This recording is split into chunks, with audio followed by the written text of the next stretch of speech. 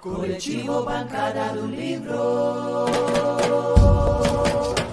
Coletivo Bancada do Livro. Coletivo Bancada do Livro.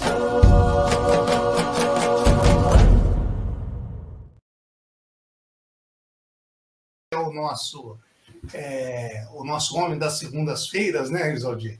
E nós estamos recebendo aqui uma pessoa ilustre do partido, né? Ele simplesmente foi presidente nacional do Partido dos Trabalhadores. Ele foi 7 vezes deputado federal pelo estado de São Paulo.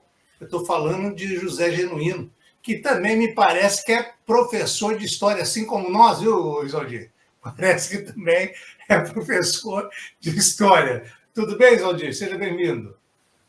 Ô, Raul, obrigado aí pelo convite de participar aqui com você, o Genuíno. Realmente é uma honra muito grande contar com um companheiro aqui no nosso canal, né? Tanto é que não é a primeira vez que ele está aqui. Para nós é muito importante aqui dialogar com ele e também discutir, né, essas questões aí que são muito fortes aí em termos de organização, né? E também os passos que podem ser dados aí em termos de luta em prol aí dos trabalhadores. Eu acho que o Genuíno representa muito bem isso, sempre representou, e é muito bom a gente estar conversando com ele, Raul. E, Isoldir, aqui está entre nós o Genuíno, é um prazer tê-lo aqui, Genuíno. Nós estaremos fazendo, a partir de abril, um seminário sobre os 60 anos de resistência à ditadura militar. E você é um exemplo de luta e de resistência à ditadura militar, certo? Antes de você ingressar no Partido dos Trabalhadores, você já tinha uma trajetória, não só no movimento estudantil, mas também na guerrilha, na resistência contra a ditadura militar. Ô, Genuíno, seja bem-vindo aqui, né? É um prazer tê-lo. E nós te convidamos para você esclarecer a gente como que está a situação. Genuíno, nós tínhamos, no ano passado, constituído vários comitês de luta, porque a gente achava necessário, né, o Lula, que seria eleger o Lula, para a gente, como direi, pegar e afastar o fascismo que estava aí. Ele era a porta nossa de entrada contra o fascismo. E ele representou esse período, certo? Então, nós aqui, do Coletivo Bancada do Livro, que é um canal de resistência, nós até criamos um comitê de luta aqui pela eleição do Lula. Tem aqui uma pessoa do nosso coletivo que fez uma música que virou depois hino aí em vários estados, né, apoiando a candidatura do Lula. Pois bem, nós passamos um ano, né, um ano de governo Lula que nós ganhamos a nível eleitoral no fascismo. Derrotamos o fascismo a nível eleitoral. Não quer dizer que na prática nós já tenhamos derrotado. Como que você vê e analisa esse um ano de governo Lula, Genuíno? Seja bem-vindo. Boa noite, é um prazer, é uma honra participar do coletivo A Bancada do Livro. Me parece que é a segunda vez que eu participo. Terceira, Genuíno, terceira. A terceira vez, pois é. Terceira. Então, é uma honra muito grande. Primeiro porque, através de iniciativa como essa, a gente dialoga, esclarece e conversa com a militância de esquerda, com a população brasileira. Isso é muito bom. Eu acho que nós estamos vivendo um momento crucial da história do Brasil, viu, Raul?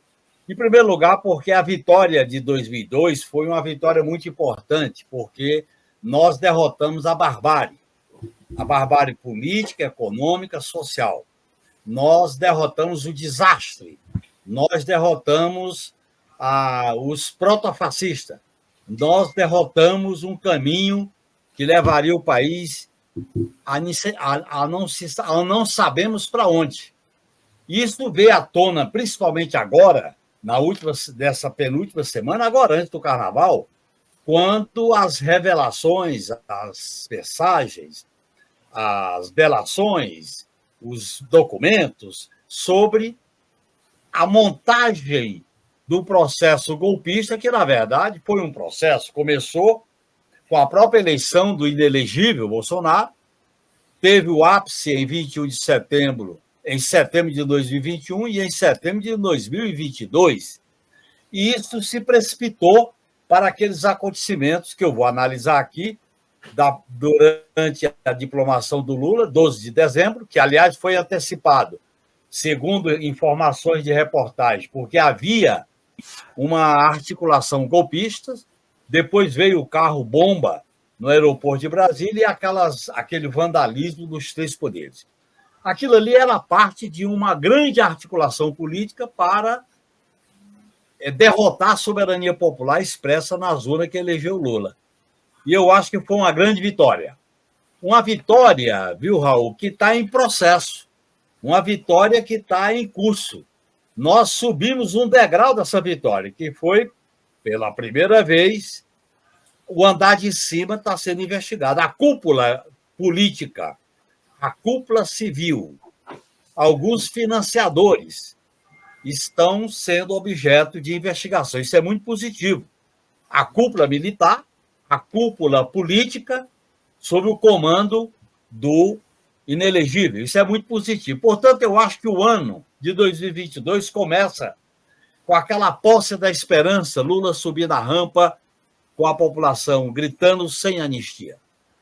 Uma semana depois vem o desastre do 8 de janeiro, que é a intentona golpista. E neste ano, nós estamos atravessando um processo de reconstrução democrática e de transformação econômica, social e política. Muita coisa boa aconteceu. A própria vitória, a reconstrução do país, a autoestima, a esperança do povo, o clima de as pessoas estão respirando melhor. O país melhorou os indicadores de crescimento, os indicadores de inflação, cresceu o emprego, melhoraram as políticas públicas. Ainda tem muito o que fazer, como no caso da segurança pública. Então, eu acho que o Brasil entra em 2024 com dois grandes desafios, com três. O primeiro desafio é continuar investigando e punindo o andar de cima da intentona golpista, tanto a cúpula militar como a cúpula civil. E eu acho que isso é algo muito importante na história do Brasil. A situação política mudou de degrau, mudou de patamar. O segundo desafio é o financiamento das políticas sociais para melhorar a vida do povo brasileiro. Esse é um desafio enorme, considerando o grau de destruição que aconteceu. O terceiro desafio são as reformas institucionais. No caso, para enfrentar a tutela militar, para enfrentar a espionagem de arapongas dentro da BIM, para enfrentar o que está acontecendo na área da segurança pública e para fazer o debate democrático e o enfrentamento com a maioria conservadora de direita e extrema-direita do Congresso Nacional. Portanto, nós temos uma caminhada desafiante. Essa caminhada desafiante vai depender, Raul e Isaldi, de uma questão central: a mobilização popular, a mobilização do povo, as lutas populares, a luta das categorias, dos grupos, das manifestações sociais, a luta das mulheres, a luta da juventude, a luta antirracista, a luta contra os preconceitos da comunidade LGBTQIA+, a defesa dos direitos dos povos originários. Eu acho que nós estamos diante da necessidade de unir a plataforma política de natureza democrática e popular, para que o governo Lula não fique só dependendo do Congresso Nacional e dessa mídia corporativa. Foi um ano muito importante, principalmente para o Brasil se situar numa política externa soberana, ativa e altiva.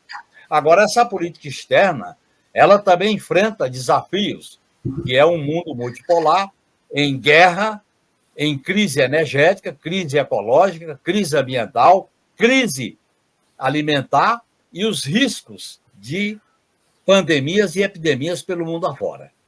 Então, nós estamos vivendo uma crise sistêmica, uma espécie de policrise, uma crise que está se aguçando, afetando de baixo a cima. E é necessário que a gente fortaleça os laços com a sociedade, com a mobilização popular, com os movimentos, com a academia, com o movimento pela reforma agrária, com o movimento pela moradia, com o movimento dos estudantes, com o movimento por emprego, com o movimento da nova classe trabalhadora que quer direitos, considerando a uberização, a terceirização, mas quer que isso aconteça com direito, enfim. Nós temos muito desafio pela frente. E eu acho que o maior desafio vai ser a punição do inelegível. Ele planejou um golpe, ele estava no comando de uma intentona golpista, isso tem que ser punido, porque isso significa defender os valores democráticos, direitos do povo brasileiro. E eu acho que essa questão vai ser um elemento importante no ano de 2024. Para concluir essa parte, é importante a gente situar esse debate no ano de 2024, que é um ano político, é um ano de eleições, é um ano em que a gente tem que se reaproximar do povo brasileiro para discutir sua pauta, suas reivindicações e também discutir a crise que o mundo atravessa, que o Brasil atravessa, e principalmente a gente apresentar alternativas, apresentar um caminho da esperança, da luta, da mobilização e do trabalho coletivo. Zaldir. Não, acho que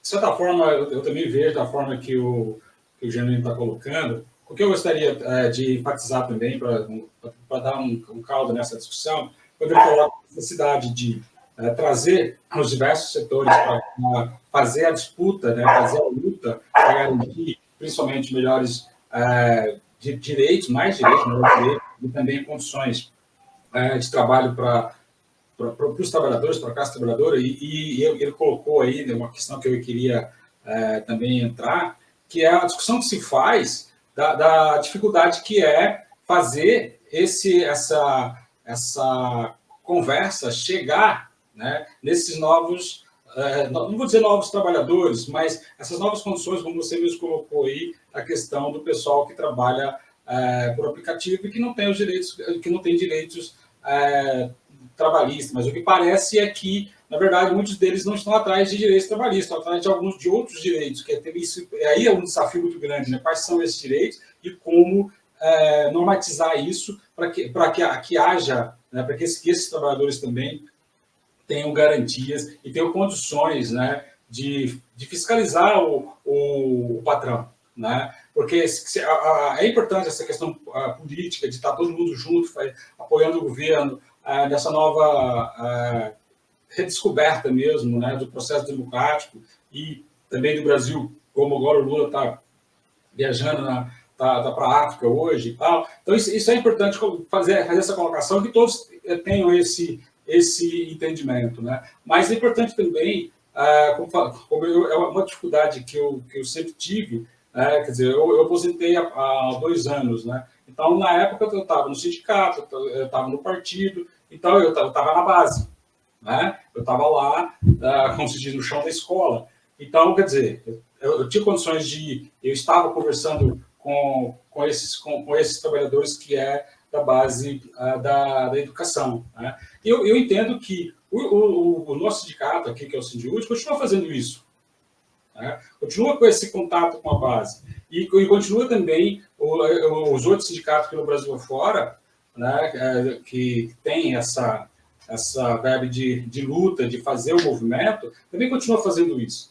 Mas como isso não aparece em termos político no sentido de quantos deputados sindicalistas nós temos, então vira e mexe, o Lula joga isso na cara da gente.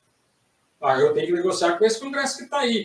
Por que vocês não elegeram outras pessoas? Só que tem uma distância, né, entre a carreira política e a base.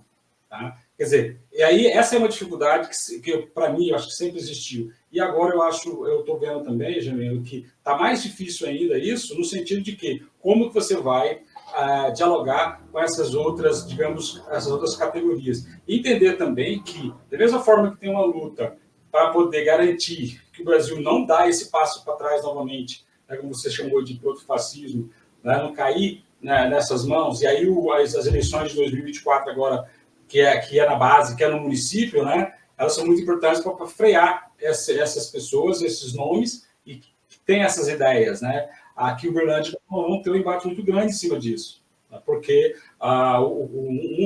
uma das pessoas que foi aqui suplente de vereador, depois o vereador virou deputado, o cara é completamente em cima disso, que vai ser vereador prefeito. Então, esse é o embate. Mas também a gente tem um embate contra o capital. Né? Eu acho que essa é uma questão também que a gente tem sempre que tá prestando atenção nesse movimento também. Né? Que nós temos também um embate contra o capital. Eu converso com alguns também aposentados como eu sou aposentado no INSS e também sou aposentado no sistema aqui do Estado, e no INSS a minha aposentadoria foi reajustada abaixo da inflação.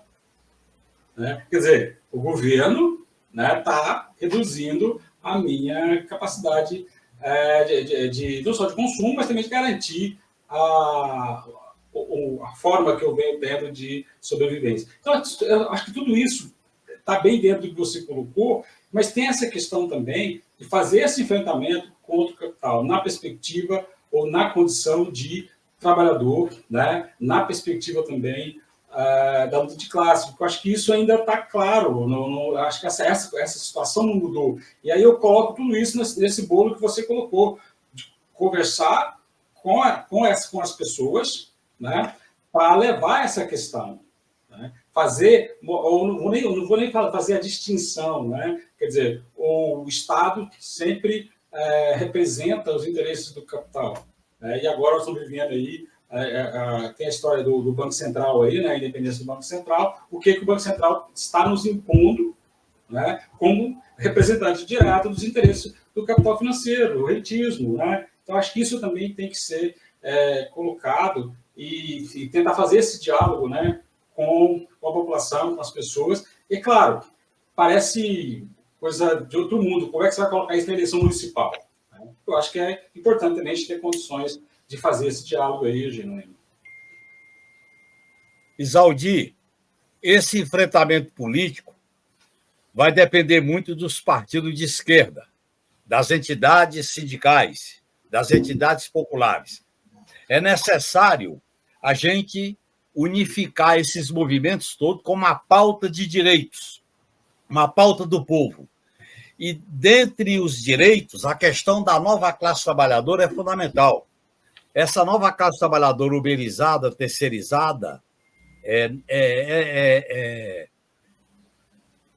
precarizada, ela tem direitos básicos. Nós temos que defender direitos básicos de jornada, direitos básicos de seguro diante de acidente, direito básico de repouso. A classe trabalhadora não pode ser escravizada como está ocorrendo. Então, essa nova classe trabalhadora tem uma plataforma de direitos que nós temos que dialogar com ela, discutir. Isso vai depender muito dos partidos de esquerda e do sindicato. Para dialogar com essa nova classe trabalhadora, nós temos que defender políticas sociais públicas. O direito à saúde, à educação, ao esporte, ao entretenimento, o direito ao lazer, são direitos básicos para a população assalariada, que não está naquela faixa de um salário mínimo, nem depende do Bolsa Família. Ela está numa faixa superior, mas ela tem necessidade de direitos básicos, e nós temos que discutir esses direitos básicos. E aí é que entra, no meu modo de entender, a questão que você coloca: para viabilizar direitos sociais, universais, é necessário a gente enfrentar o tripé do neoliberalismo, que é o teto de gastos, a hegemonia do capital financeiro que se materializa no Banco Central Independente e o papel do Estado. Veja o debate que está se travando da nova política industrial, a neoindustrialização do país. É fundamental. O país só pode gerar emprego se ele investir na reindustrialização, na nova industrialização, com o papel do Estado. Por outro lado, tem setores que foram privatizados que estão em crise. Aí o setor elétrico. Aqui em São Paulo, a crise que a Enel está provocando com as enchentes, com a chuva, não é brincadeira. Você veja o que pode acontecer aqui com a privatização da água, no caso da Sabesp. Nós temos que discutir a revisão de algumas privatizações, fortalecer o papel da Petrobras, rever pontos da privatização da Eletrobras. Por isso que a mídia corporativa do grande capital faz campanha contra o governo para constranger, para impedir que o governo avance em recuperar o papel público da Petrobras e algumas questões relacionadas com fornecimento de energia. Por outro lado, é necessário também a gente enfrentar esse novo modelo de monopólio, que são as plataformas digitais, que são a mídia corporativa, que tenta passar a visão de como deve ser o mundo, como deve o mundo se organizar. Isso vai desde a visão deles sobre a guerra até a visão aqui micro sobre o papel do Estado e como gerenciar o Estado. Então, eu quero dizer, viu, Isaldi, que a tua questão é importante porque a esquerda, nós temos um governo mais amplo do que a esquerda, é um governo de frente ampla. Agora, é fundamental a gente organizar um núcleo de esquerda para se relacionar com o governo de maneira independente, cobrar do governo, pressionar o governo, exigir do governo, principalmente o atendimento à pauta do povo, à pauta social, à pauta política e à pauta democrática. É fundamental que a gente faça esse processo dentro da institucionalidade e fora da institucionalidade, nas ruas e no palácio, disputando a eleição e, ao mesmo tempo, mobilizando a população. E eu acho que 2024, que é um ano eleitoral, vai ser importante para a gente dialogar com a população sobre os impactos do modelo neoliberal em cada cidade e cada município, desde a privatização do serviço, o saneamento e os riscos climáticos que estão amedrontando, apavorando e colocando em risco a vida da população. Vê as enchentes, vê a seca, vê as catástrofes do aquecimento global. Eu acho que o debate está muito conectado. Por isso que a esquerda, e eu falo desse ponto de vista, tem que ter uma clareza de como dialogar, de como ganhar corações e mentes, de como politizar o debate político. E é fundamental a gente priorizar a aliança à esquerda, é fundamental a gente priorizar a aliança com os movimentos sociais, e é fundamental a militância do meu partido, do PT, mas também de outros partidos de esquerda, se organizar num processo de frente única, num processo de aliança das forças de esquerda na relação com o governo e na relação com a pauta de reivindicações como essa que você citou aí. Eu acrescentaria, por exemplo, trazer para o bojo dessa plataforma a luta das mulheres, a luta antirracista, a luta contra os preconceitos, a luta dos povos originários, a luta de um segmento enorme da população, de autônomos, profissionais liberais, intelectuais, serviços que são prestados, que nós temos que construir laços politizados com essa parte da população. Eu acho que nós estamos vivendo uma conjuntura favorável agora. Eu acho que nós estamos a luta política alcançou um novo patamar, principalmente com as investigações, com as buscas e apreensões da cúpula do poder anterior, do governo anterior. Isso é muito positivo. A gente está quebrando uma lógica que o andar de cima nunca era investigado, está começando a ser investigado. E nós temos que pressionar para não ficar no meio do caminho. Isso é muito importante, porque a radicalização da democracia, a luta pela radicalização da democracia, se junta com a luta por direitos econômicos, sociais, ambientais, direito das mulheres, direito do povo negro, direito da população LGBTQIA+, direito dos povos originários. Portanto, nós temos que ter uma plataforma de unificação. É nesse sentido que eu sou otimista com esse processo. Eu acho que os nossos partidos de esquerda têm que sair um pouco dessa letargia, desse defensismo, de só declarações da mídia e fazer articulações de mobilização, reunião, plenárias, concertações populares com os movimentos sociais. Já está entre nós aqui o professor Sidney Rocco, que é o presidente do Partido dos Trabalhadores daqui da cidade de Uberlândia. Seja bem-vindo, Sidney. Mas vamos lá, há algumas questões bem objetivas, né? Primeiro, a avaliação nossa não, de muita gente aqui do canal, é que a gente se importa muito com as eleições do Executivo e não do Legislativo. Moral da história, nós temos um Congresso que é bem reacionário. Pois bem, nesse Congresso, que é bem reacionário, eu acho que o Lula e os partidos de esquerda têm que se apoiar no movimento de massa. É a única maneira de garantir, né, as reivindicações da classe trabalhadora, a luta por mais direitos, por melhores salários, por melhores condições de trabalho. Pois bem, e é isso que eu não estou vendo, Genuíno. Originalmente, quando se criou os comitês em defesa da candidatura do Lula, o que era a intenção do partido? Esses comitês serviriam para a gente, né? Depois da eleição, seriam comitês de mobilização. E eu não estou vendo, né, esse movimento, porque para garantir algumas questões, né, a reivindicação das nossas reivindicações, a disputa que a gente tem que fazer com o Congresso, a gente precisava ser respaldado por um movimento de massas. Infelizmente, eu não vejo essa questão do movimento de massas, né? Segunda questão, né? Como que você vê, né, como que a gente poderia criar esses laços com o movimento, porque os sindicatos, né, estão muito institucionalizados, estão levando toda a luta, né? A luta política hoje a gente joga na mão do STF, né? Vamos lá que o STF garante algumas questões, e a gente está esquecendo daquele princípio nosso, que era a questão de mobilização, das assembleias, das reuniões do partido, né? Que é ali que a gente armava toda a questão política.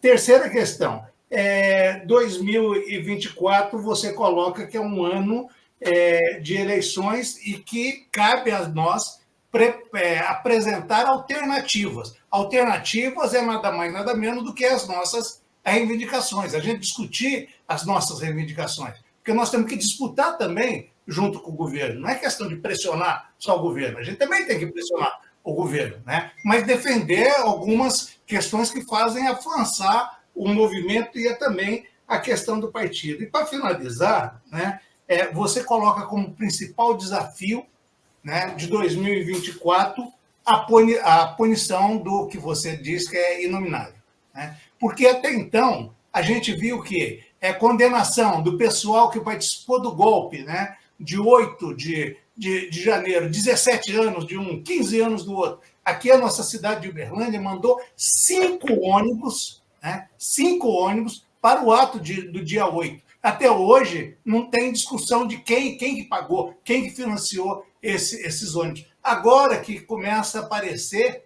né, na mídia algumas notícias de algum general, coronel, enfim, né? Agora começa, parece que, desvendar o plano que era esse golpe, né? Então, a questão que você vê, como você vê se é possível ou não a punição do inominável. Porque eu acho que é uma questão de honra para a gente, do movimento, inclusive, para animar mais o movimento. Se ele for punido, eu acho que a gente consegue aí, vai ser uma grande vitória, né? Caso contrário, vai ser terrível.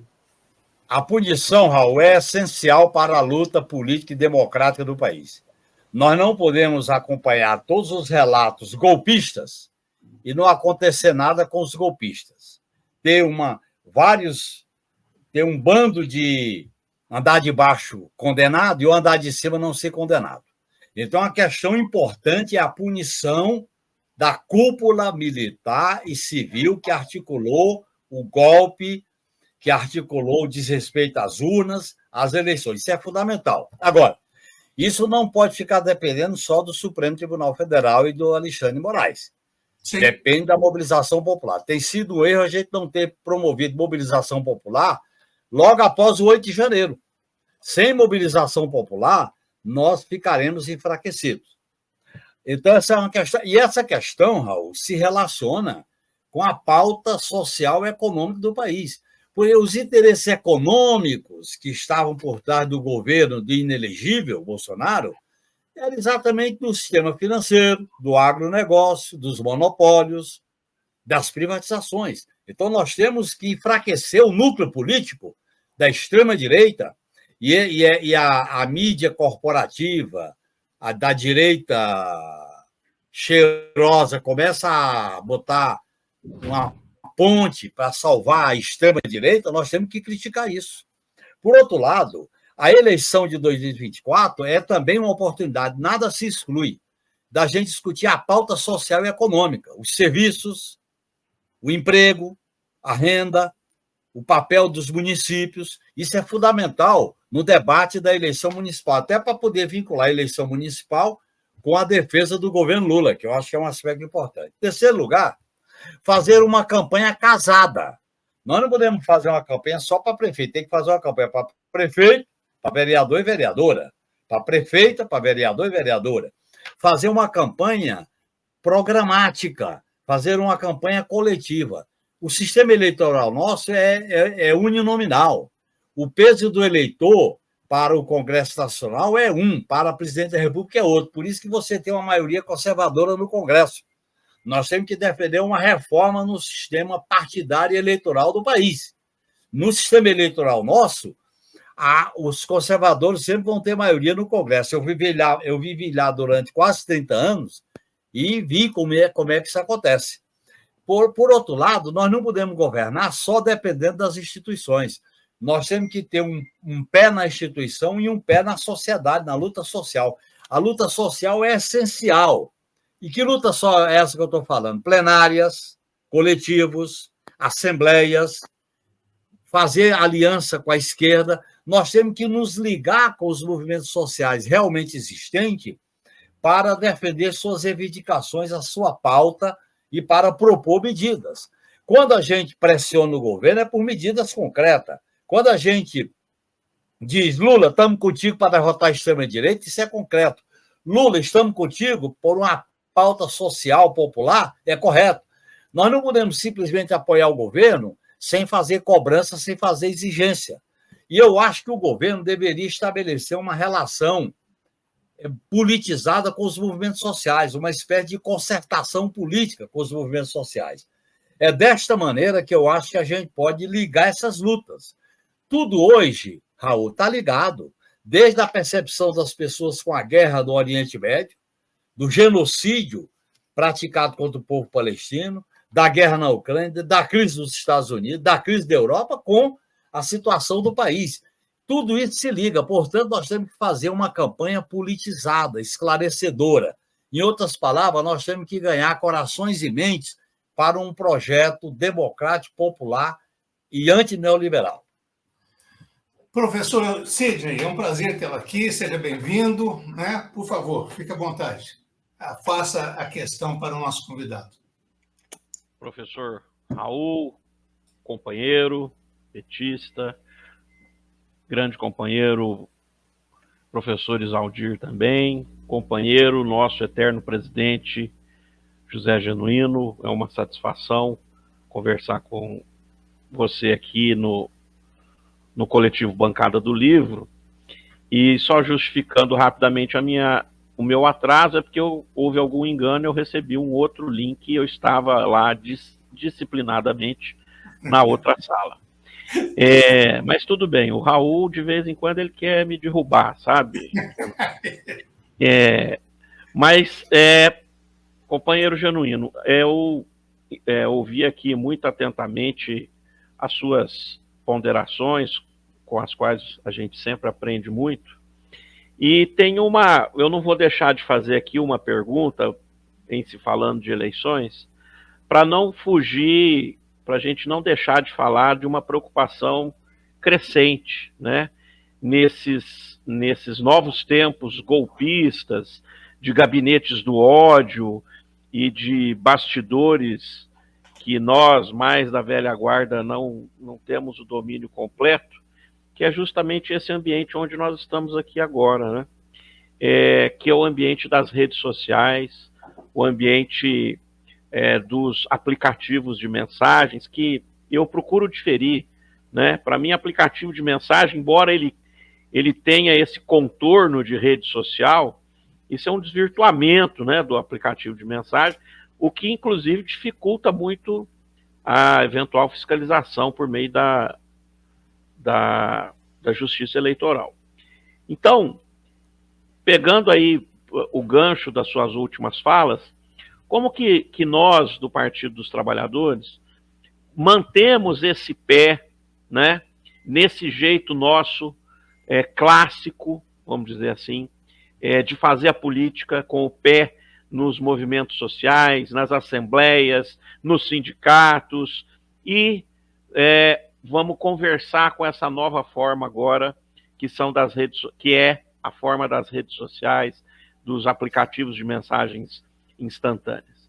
Eu já tive aqui numa outra oportunidade no Clube do Livro, em que eu fiz até algumas comparações aí mais afeitas à minha área de fisiologia, mas é uma grande preocupação que eu tenho, porque eu agora como presidente do PT, me deu essa honra, vamos enfrentar essa eleição municipal, se tudo der certo, com uma grande candidata, né, com grande potencial para vencer as eleições, mas eu vou ser muito sincero com todos e todas aqui, que nos ouvem também, eu tenho muito receio, né, do jogo que a direita e a extrema-direita já provaram que fazem. Porque, veja, nós não estamos conjecturando aqui. Eles já provaram que fazem um jogo muito sujo, né, nesses momentos eleitorais. Então, eu gostaria de ouvir aí as suas opiniões, caro presidente. E eu queria aproveitar, viu, Sidney, e dar um complemento. Genuíno, para se ter uma ideia, o canal do PT, que é o maior canal de esquerda, não chega a 500 mil inscritos. Tá? Em segundo lugar, estou falando dos partidos, né? Em segundo lugar, tem o PCO, né? Que tem 120 mil inscritos no canal deles, que é uma TV PCO. Depois vem o PSTU com 16 mil. Depois vem o PCdoB com 14 mil. Daí você tira uma ideia, ou seja, como que nós estamos fragilizados a nível dessa mídia. Olha, companheiros, eu falei anteriormente que na luta política a gente tem que ter um pé no institucional, nas instituições, e um pé na sociedade, um pé na mobilização popular. Com esse mesmo raciocínio, eu falo do papel das mídias sociais. Nós temos que ter um pé na mídia social, nas plataformas, nos sites, nas redes sociais, e um pé na sociedade. Se a gente ficar só na mídia social, isso não é suficiente. Por outro lado, nós não podemos ficar navegando na bolha deles, porque eles botam a mentira, a gente fica navegando na mentira e projeta. Nós temos que ter nossas alternativas, nosso próprio discurso, nossas próprias palavras de ordem, para que a gente possa enfrentar o ódio, a mentira, a manipulação e as fake news. Agora, é fundamental que a gente não pode ter uma militância só virtual. Seria um equívoco. A militância tem que enfrentar o campo virtual e também o campo presencial. A relação com os movimentos, fazer plenárias, fazer assembleias, roda de conversa, visitar os filiados, visitar os moradores, se relacionar com as igrejas populares. Nós temos uma rede de representação social que nós temos que dar atenção, se relacionar com a luta das mulheres, com a luta antirracista, com a luta contra os preconceitos, com a luta das mais diferentes formas e bandeiras. Nós temos que fazer a relação direta e, principalmente, credenciar lideranças comunitárias que têm legitimidade, que é reconhecida, que tem história, que tem identidade, no enfrentamento dessas bolhas mentirosas, pré-fabricadas, que espalham o ódio, como vocês falaram, o gabinete do ódio. Por outro lado, eu acho que nós estamos vivendo um momento que tudo é sistêmico, tudo se relaciona. Do acontecimento do Oriente Médio até aqui, numa cidade do interior do Brasil. Tudo se relaciona. Então, nós temos que estar mais preparados. E aí entra uma questão. Nós temos que formar gente, formar militante. Nós temos que dar curso de formação, de organização, para poder enfrentar melhor e derrotar o discurso da mentira, da fake news e do negacionismo. Esse trabalho também exige que a gente faça uma aliança com os partidos de esquerda. Eu não tenho condições de opinar sobre a realidade de vocês aí, mas eu acho que o princípio é unir primeiro a esquerda. Quem é que tem melhores condições de ter candidatura, quem são os candidatos a vereador e a vereadora, como é que nós vamos fazer um time conjunto da esquerda. Se a gente ficar disputando entre nós, a gente se enfraquece na disputa política para enfrentar essa conjuntura. Por outro lado, eu acho que a gente está vivendo uma conjuntura, eu insisto, muito favorável, porque os promotores.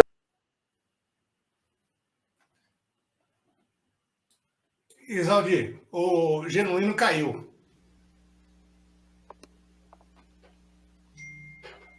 Bom. Ele já tinha dado uns probleminhas antes. Né? Então, enquanto isso, eu vou passar aqui a programação, né? Edilson. Pessoal, então, nós estamos esperando aqui ver se o Genuíno consegue. Eu vou novamente passar o link para ele, né? Ver se ele consegue entrar para a gente continuar. Né? Oi. Você está falando da capital de São Paulo, Raul? Ele está falando de São Paulo, Não custa ter caído energia lá das privatizadas lá de São Paulo, né? Isso mesmo. Eu estou passando o link. Oi. Posso, por favor. Tenta reconectar aí com o Genuíno. Isso. Eu passei para o WhatsApp dele o nosso endereço aqui, certo? Não, só para aproveitar aqui a presença do Sidney, né, já que a gente está com essa questão, fazer essa discussão de conjuntura também, né, a nível municipal, e nós temos que fazer esse enfrentamento, né, se ele pudesse colocar as discussões que estão sendo feitas para esse ano, já um pouco em cima disso que foi dito aqui para o Genuíno, né, de conversar com os setores da esquerda, como que isso está sendo, se isso está, eu imagino que isso esteja acontecendo, né? E também para a gente poder estar divulgando aqui também como que essas questões estão sendo alinhadas aqui em Uberlândia, entendendo essa necessidade mesmo, né? Quem vai fazer essa virada é a esquerda. Então, e como se a gente manter, né, quais são o que tem sido feito até agora para a gente fazer essa união da esquerda aqui em Uberlândia, que o Sidney pudesse colocar para a gente aí quais são, né, os andamentos e o que está acontecendo nesse momento, Sidney. E a última vez que quem veio aqui foi o Gilberto Neves, ou seja, e ele disse o seguinte, né, que uma coisa é no campo da federação, né, com o PV e com o PCdoB, e que também já tinha conversado com o PDT, tinha conversado na época com o MDB, tinha conversado na época, parece que com o PROS, estava conversando com eles, né? Então aí você já daria uma geral. Como que desdobrou essas conversas? Pronto. Ok. Genuíno.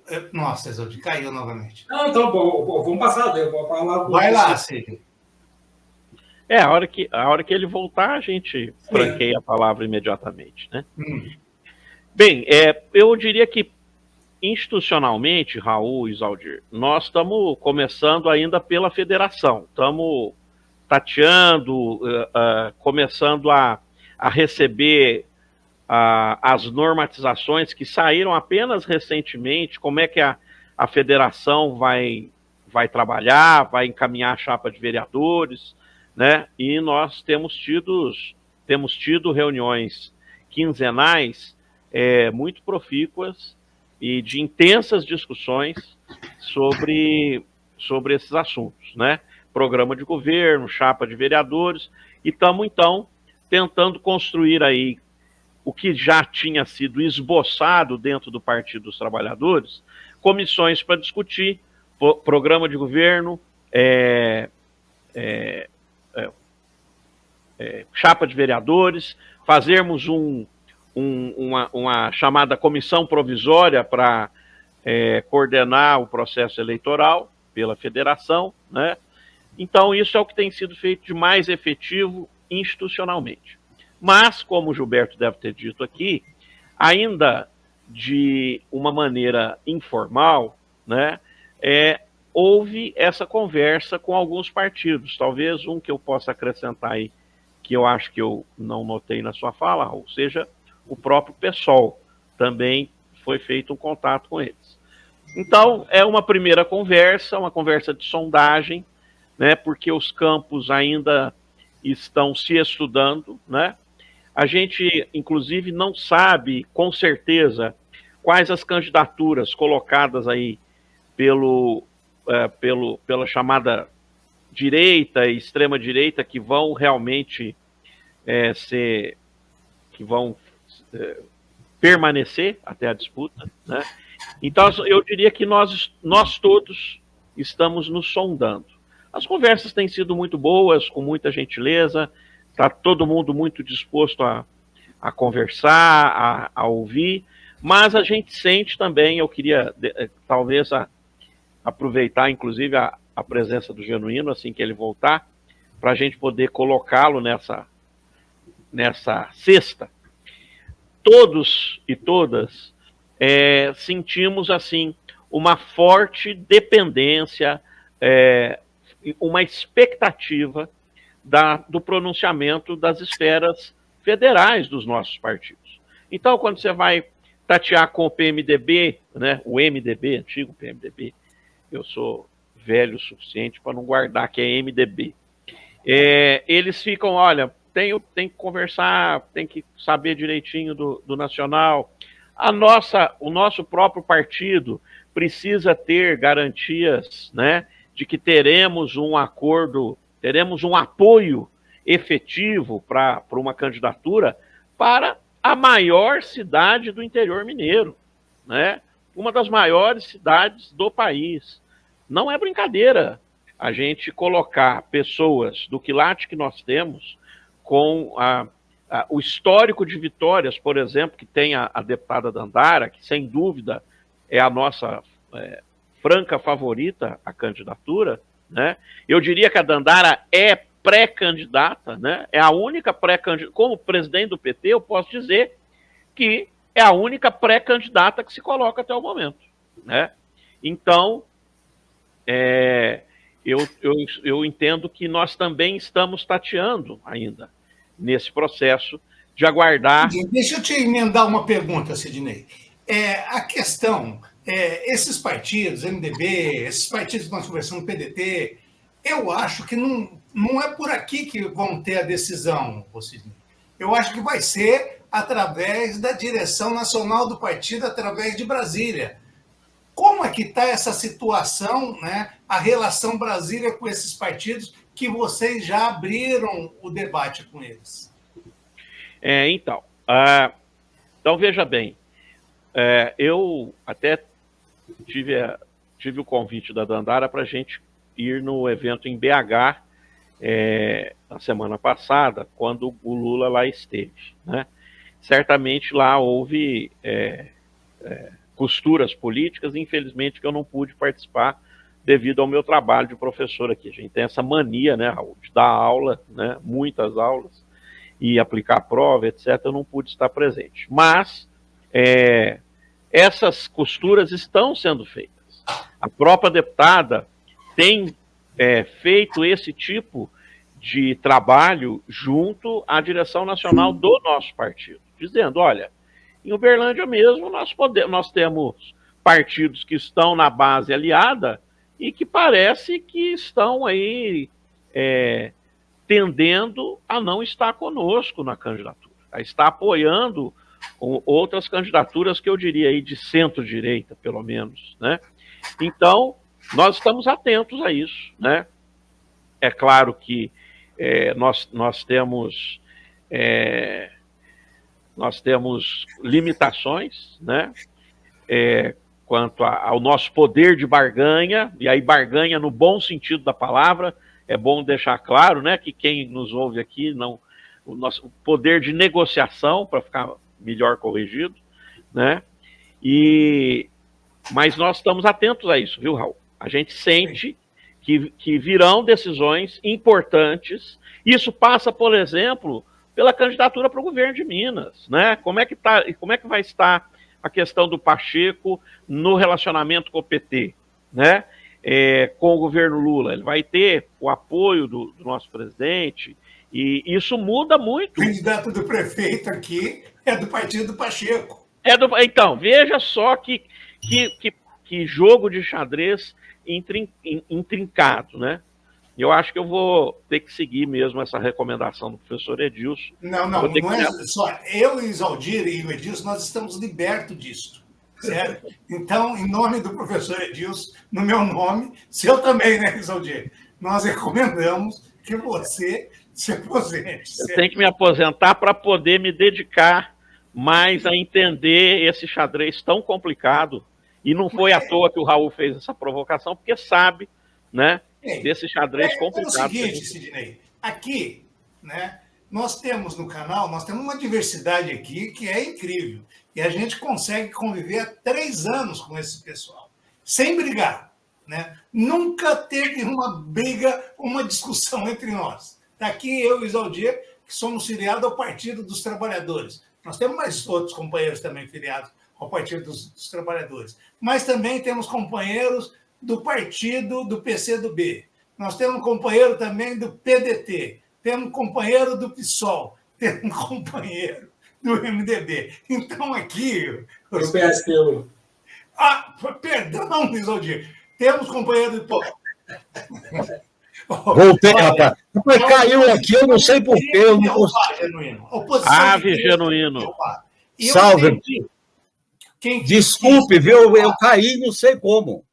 É porque teve um rapaz aqui que falou o seu lado negativo. Quer ver? Deixa eu ver aqui. Ó.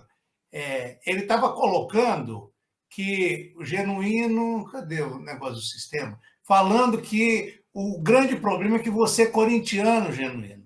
É isso daí que é o problema. E ele eu sou corintiano mesmo. Olha, eu peço desculpa a vocês, aos internautas, aos que estavam nos acompanhando. Não dependeu de mim. Eu estava falando, aí eu fiquei acessando o link e aí demorou a entrar. Porque eu tinha 2 mensagens de link diferentes. Vamos lá agora, vamos concluir, pessoal. Sidney, você que estava com a bola, por favor. Mas me situa aí onde eu estava. Não. Enquanto você não estava aqui, nós aproveitamos a o presidente do PT, para colocar qual era a situação política daqui da cidade, como que está aquilo que você disse, o processo de discussão com esse bloco da esquerda. E ele passou um relato para a gente, né, que aqui nós temos os 3 partidos da federação, além deles ainda o PT, que é o cabeça aqui da federação, está discutindo com outros partidos. E foi citado PDT, PSOL, MDB, PROS, e daí por diante. Foi isso daí que nós estávamos discutindo. Eu acho que essa experiência aí é muito positiva, porque nós estamos formando um bloco à esquerda. Eu acho que é fundamental, nesse momento, a gente organizar as forças mais à esquerda, dentro do governo e dentro e fora do governo. Aqui em São Paulo, nós estamos organizando a campanha do Boulos. Eu acho aí Porto Alegre, Maria do Rosário. E assim a gente vai construindo a aliança à esquerda. E eu acho que isso é fundamental para a gente dialogar com o povo. A esquerda tem que se constituir num polo político, numa articulação política para fazer o enfrentamento político, no meu modo de entender, é algo fundamental nessa conjuntura. É claro que a eleição de 2024 é uma espécie de antecipação de 2026.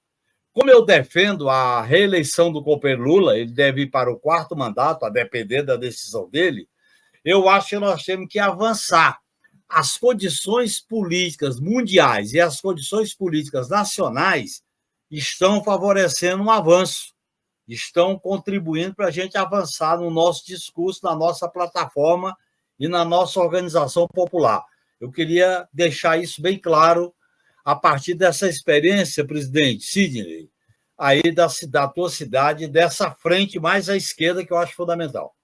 E aqui a nossa candidata, né, a pré-candidata, é a deputada federal Dandara, que a gente vê, não por ser filiada ao PT, mas por conhecer um pouco da política local aqui nós estamos falando da 2ª cidade de Minas Gerais, Genuíno. 700 mil habitantes, mais de 500 mil eleitores, certo? Então, ela tem a possibilidade clara de ganhar essas eleições, correto? E o PT aqui, juntamente com os outros partidos, estão tentando aumentar, ampliar aí o leque nesse campo da esquerda, né, aumentar o leque para dar uma assistência para ela.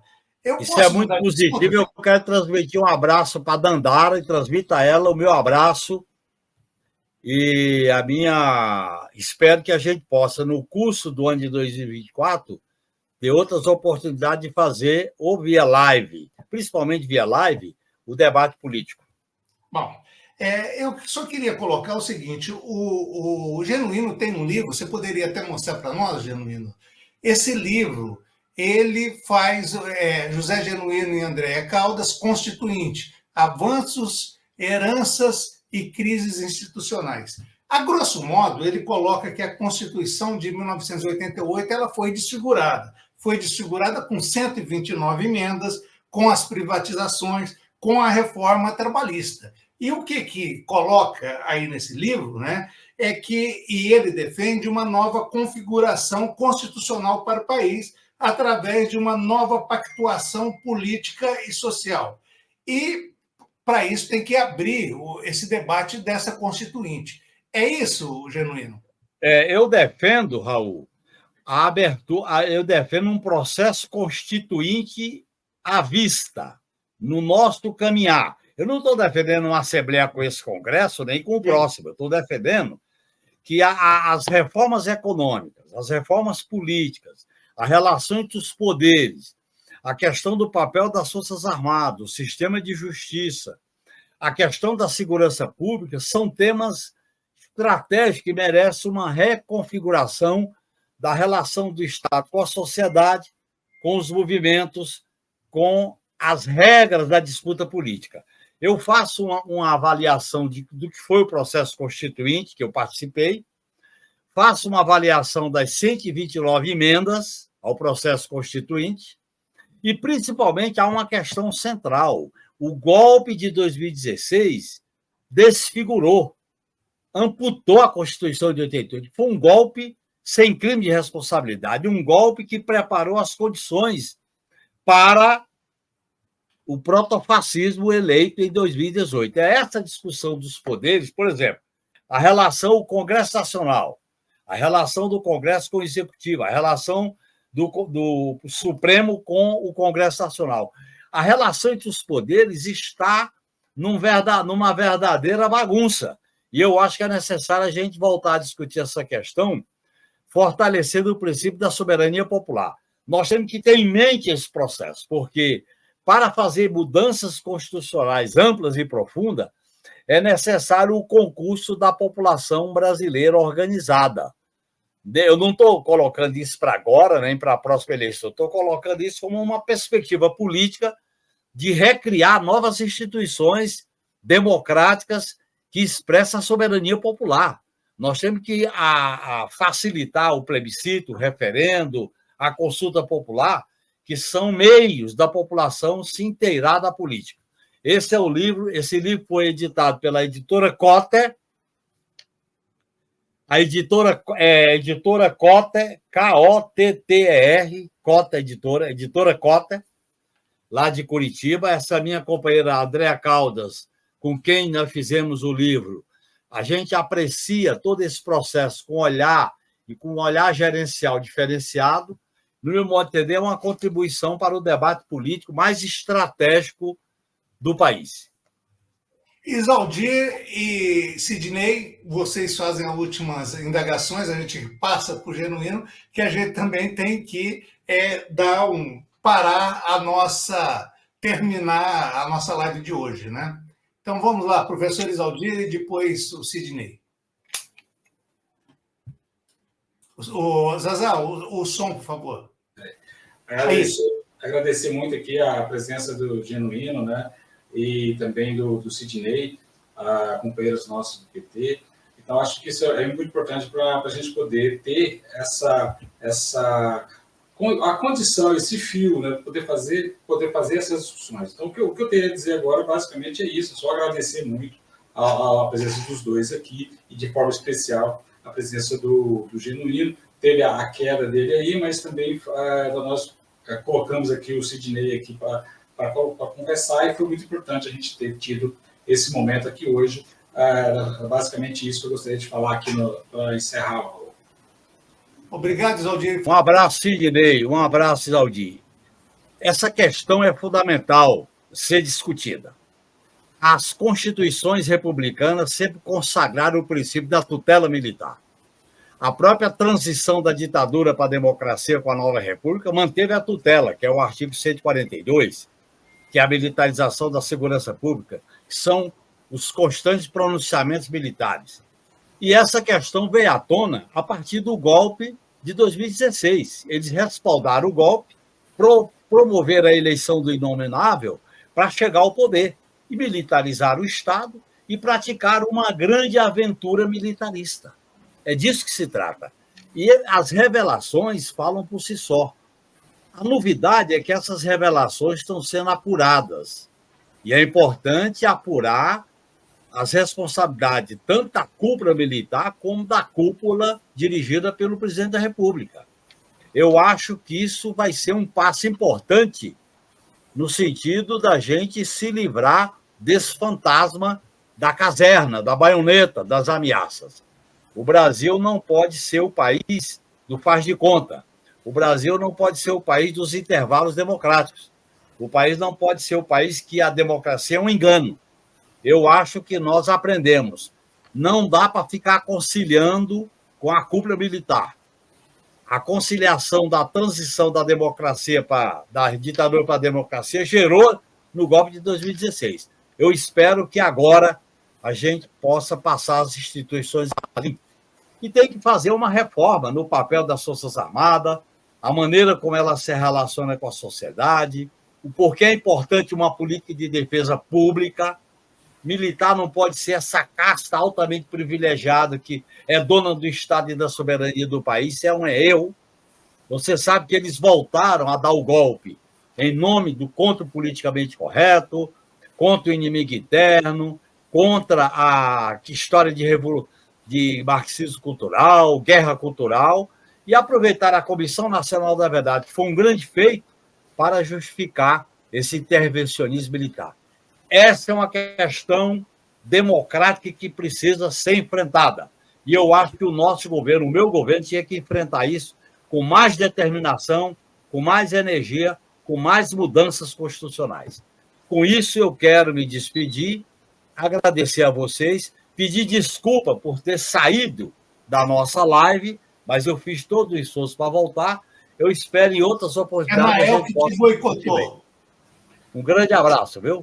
Ô, Genuína, foi a Anael que te boicotou. Mas a última questão é o seguinte: eu ainda continuo achando, né, que nós não estamos disputando, nós que eu digo, é o setor de esquerda, o PT, o PCdoB, o PV, o PSOL. Eu acho que a gente não está disputando a questão de programa com o governo Lula, com pressionar o governo Lula em cima do nosso programa. Eu acho que a gente deixou uma margem para o Lula ser pressionado pela imprensa, pela mídia e pela direita. Pela direita. Então, concordo contigo. Então, porque os trabalhadores do movimento social não estão na rua, Sidney. Então, o que acontece? Quem se aproveita? A direita, né? Então, para terminar, né, o que você poderia falar para essas pessoas do nosso partido? Do Partido do Eu falaria, Raul, o seguinte: você faria?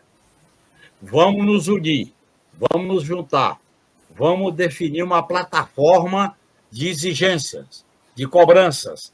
Vamos ter uma organização que favoreça os movimentos populares. É fundamental a gente estar com Lula para derrotar a extrema-direita, mas é fundamental a gente estar com Lula para viabilizar um programa social popular de atendimento às reivindicações. Isso pressupõe a gente ter uma organização independente do Estado, independente de eleição, independente de governo. É nisso que eu estou me dedicando.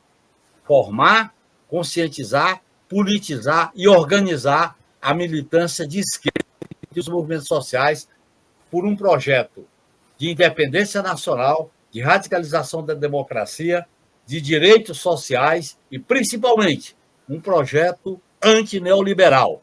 E eu afirmo publicamente um projeto que reafirme os princípios de uma sociedade socialista, radicalmente democrática, pluralista, com base na afirmação dos direitos e da pluralidade. Um grande abraço, companheiro Raul.